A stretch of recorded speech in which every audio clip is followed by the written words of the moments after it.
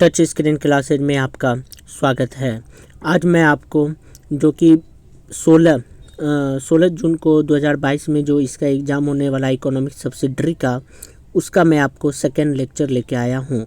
ये मुंगेर यूनिवर्सिटी का होने वाला है, तो आप लोग यहाँ पे सेकेंड लेक्चर देख लीजिए। बहुत इंपॉर्टेंट क्वेश्चन है।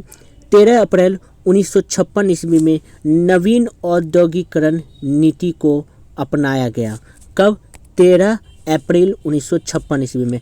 आपसे पूछा जाएगा नई औद्योगिक नीति या नवीन औद्योगिक नीति को कब अपनाया गया? 13 अप्रैल 1956 ईस्वी में।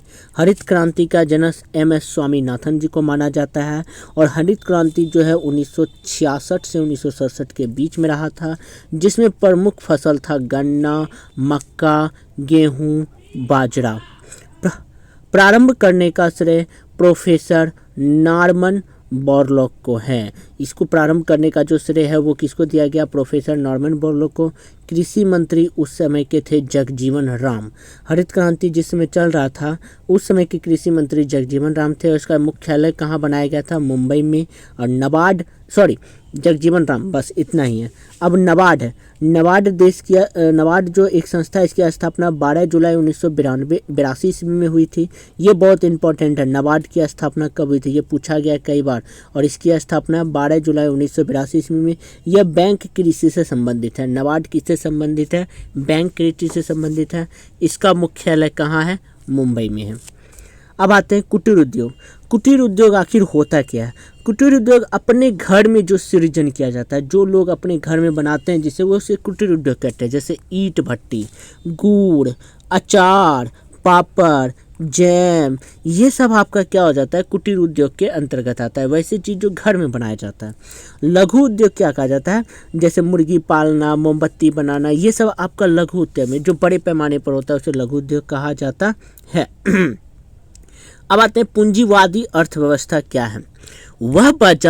यह बाजार तय करती है। पूंजीवादी अर्थव्यवस्था में जो किसी भी चीज़ का जो प्राइस होता है, यह कौन तय करती है? बाजार तय करती है। मतलब उस कंपनी का मालिक यह पूंजीवादी अर्थव्यवस्था को नियंत्रित करता है और इसमें सरकार का कोई आधिकारिक भूमिका नहीं होती है। सरकार कुछ नहीं कर सकती है पूंजीवादी अर्थव्यवस्था वाले में।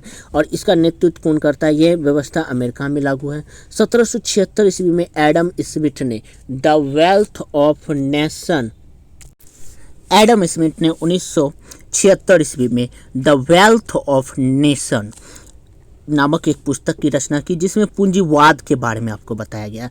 तो आपसे पूछा जाएगा एडम स्मिथ ने द वेल्थ ऑफ नेशन की स्थापना की थी? नहीं, स्थापना नहीं, मतलब कि पुस्तक की लिख लिया था। तो आपसे पूछा जाएगा द वेल्थ ऑफ नेशन नामक पुस्तक की रचना किसने की? एडम स्मिथ ने। और ये कभी कभी डेट भी पूछ जाता है, 1776 ईस्वी में। अब आते हैं राज्य व्यवस्था। इसमें सरकार तय करती है। सरकार तय करने का मतलब इसमें जो किसी भी वस्तु का जो प्राइस होता है वो सरकार तय करती है। जैसा कि रूस में है, ये केंद्रीकृत नियोजित अर्थव्यवस्था है। इसको दूसरा रूप राज्य अर्थव्यवस्था को हम केंद्रीकृत नियोजित अर्थव्यवस्था कहते हैं या गैर बाजारी अर्थव्यवस्था। इसमें बाजार का कोई मुख्य भूमिका नहीं होता है। जैसे सोवियत संघ की अर्थव्यवस्था समाजवादी अर्थव्यवस्था है। सोवियत संघ में समाजवादी अर्थव्यवस्था है, जबकि ये अमेरिका पूंजीवादी अर्थव्यवस्था की मान्यता रखता है। तो ये दोनों आपके लिए बहुत इंपॉर्टेंट है। राज्य अर्थव्यवस्था या समाजवादी अर्थव्यवस्था दोनों सेम है। अब आते हैं मिश्रित अर्थव्यवस्था। यह राज्य व्यवस्था और पूंजीवादी दोनों का मिश्रण होता है। जैसे कि भारत, मलेशिया, इंडोनेशिया, ये सब मिश्रित अर्थव्यवस्था को लेकर चलता है। मिश्रित अर्थव्यवस्था का मतलब दोनों को, एक तो राज्य का अर्थव्यवस्था, राज्य का मतलब सरकार भी कुछ चीज़ में पूंजी में मतलब कुछ का प्राइस तय करती है और कुछ चीज़ में वहाँ की कंपनी तय करती है। जैसे बड़े बड़े सेक्टर में सरकार का मुख्य भूमिका रहता है और कुछ जो कंपनी निर्माण करती है उसमें तो अपना कंपनी का ही अपना पूंजी चलेगा। तो ये मिश्रित अर्थव्यवस्था को भारत लेके चलता है। अर्थव्यवस्था की आर्थिक गतिविधियों को 3 श्रेणी में बांटा गया है, जिन्हें अर्थव्यवस्था का क्षेत्रक कहा जाता है।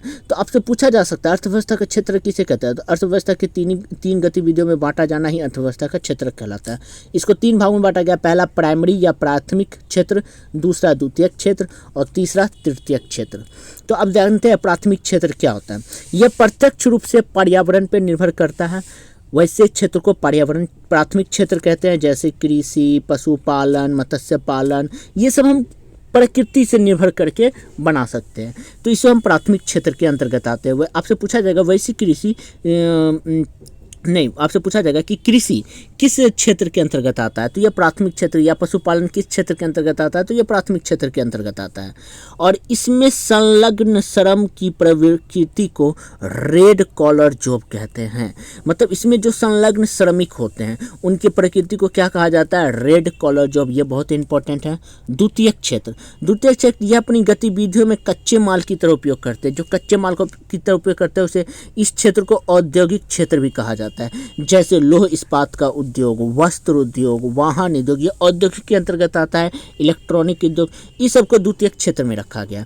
इसमें लगे कुशल श्रमिकों को व्हाइट कॉलर, मतलब इसमें जो कुशल श्रमिक होते हैं, कुशल श्रमिक को व्हाइट कॉलर का जॉब के अंतर्गत रखा जाता है। और इसमें प्रत्यक्ष रूप से संलग्न श्रमिकों को ब्लू कॉलर जॉब कहा जाता है। तो यही आपको मालूम होना चाहिए, दिमाग में रखना चाहिए। तृतीयक क्षेत्र क्या है, यह क्षेत्र सेवा का क्षेत्र कहलाता है। वैसा क्षेत्र जो सेवा के क्षेत्र को रखता है, जैसे बीमा, बैंकिंग, चिकित्सा, शिक्षा, ये सब जरूरी नहीं है, लेकिन सेवा के क्षेत्र के लिए ये जरूरी है। चिकित्सा जरूरी है, बैंकिंग जरूरी है, बीमा जरूरी है, शिक्षा जरूरी है। तो इसको हम तृतीयक क्षेत्र के अंतर्गत आते हैं। किसी भी देश की आर्थिक समृद्धि का सर्वाधिक उपयुक्त मापदंड प्रति व्यक्ति वास्तविक आय होता है। जितना प्रति व्यक्ति आय होगा, देश की आर्थिक स्थिति उतनी ही अच्छी होती है। जो ग्रामीण, अब इसका यहाँ पे लिखा हुआ है, जो ग्रामीण क्षेत्रों में प्रतिदिन 2400 कैलोरी व शहरी क्षेत्रों में 2100 कैलोरी भोजन प्राप्त करता है, उसे असमर्थ है।